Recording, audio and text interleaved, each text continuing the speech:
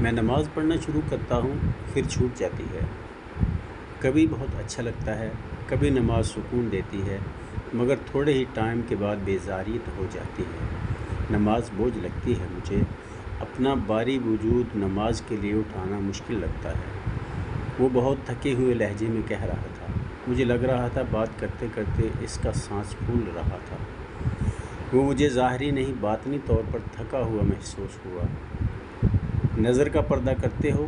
میں نے نرمی سے اسے دیکھتے ہوئے اس سے سوال کیا۔ اس نے حیرت سے میری طرف دیکھا۔ اس بات کی شاید توقع نہیں تھی اسے۔ نظر کا پردہ؟ میں سمجھا نہیں۔ نظر کے پردے کا کیا تعلق نماز سے؟ الفاظ بے ترتیب تھے، میں مسکرا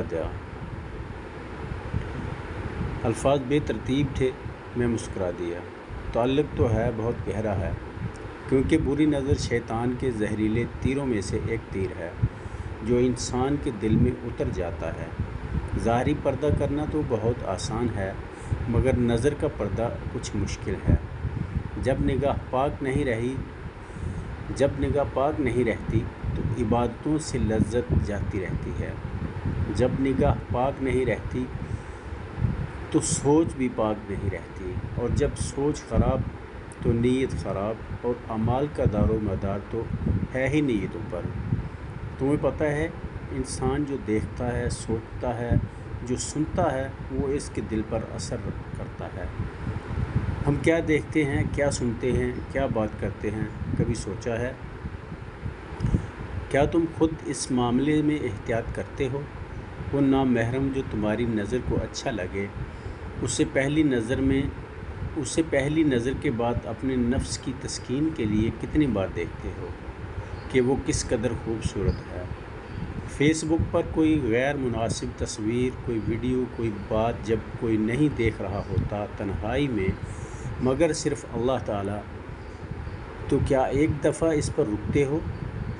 کبھی کوئی فلم، کوئی گانا جس میں نامحرم، تو خیر چھوڑو، ہماری اپنی صنف کا بھی پردہ پورا نہیں ہوتا، بے خیالی میں دیکھ لیتے ہو، اور پھر نامحرم ہمارے ارد گرد کے لوگ تو نہیں ہیں نہ صرف، بلکہ یہ تو ٹیلی ویژن پر آنے والے ایکٹریس، ماڈل، جن کی غائبانہ محبت میں ہم گرفتار ہوتے ہیں۔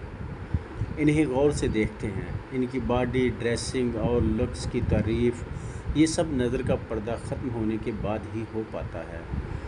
تو تم سوچو، میں تمہیں کہہ رہا ہوں کہ اس کا جواب مجھے دو، اپنا تجزیہ کرو، اس کا جواب اپنے دل کو دو، اور اس کا جواب ہاں میں آئے تو سمجھ جاؤ یہ نظر کی خیانت تم سے تمہاری عبادت کی لذت چھین رہی ہے اور دل کو سیاہ کر رہی ہے۔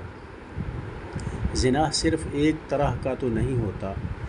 اگر ہاتھ سے کچھ غلط چھوا تو وہ ہاتھ کا زنا، زبان سے فحش بات کہی تو زبان کا زنا، آنکھوں سے کچھ حرام دیکھا تو وہ آنکھوں کا زنا۔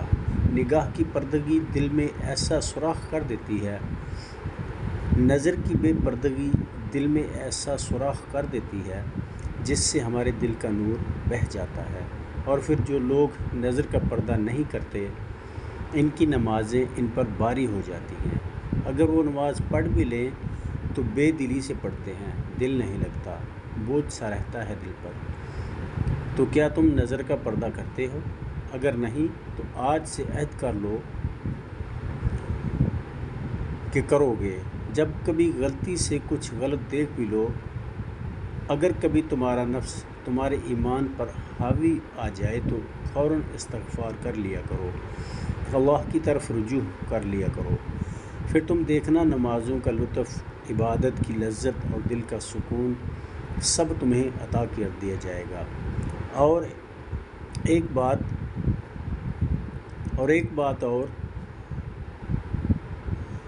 ایک اور بات، سکون نماز میں رکھا ہے کہ قرآن خود کہتا ہے کہ بے شک اللہ کے ذکر سے دلوں کو سکون حاصل ہے۔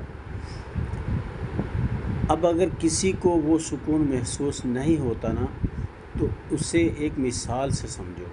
ایک بیمار شخص ہے، اس کو آپ اس کا پسندیدہ کھانا لا کر دو، وہ نہیں کھائے گا۔ اب وہ کہے گا کھانے میں لذت نہیں ہے، یہ تو کوئی بات نہ ہوئی نا۔ کھانے میں لذت ہے، کھانا وہی ہے، مگر اس کا معدہ بیمار ہے۔ اس طرح سکون عبادت میں رکھا گیا ہے، لیکن جس کو نہیں ملتا اسے سمجھ جانا چاہیے کہ اس کا دل بیمار ہے، اور اس دل کی صحت یابی کا نظر کی حفاظت کا بہت گہرا تعلق ہے۔ میرے پیارے بھائی، میں نے تحمل سے اپنی بات مکمل کر کے اس کی جانب دیکھا۔ جو بات میں نے خود ایک عرصے کی کوشش، بے چینی اور اضطراب کے بعد سمجھی تھی، وہ اس تک پہنچا دی تھی۔ مجھے جواب کی ضرورت نہیں رہی تھی، اس کی آنکھوں کی چمک میرے لیے کافی تھی۔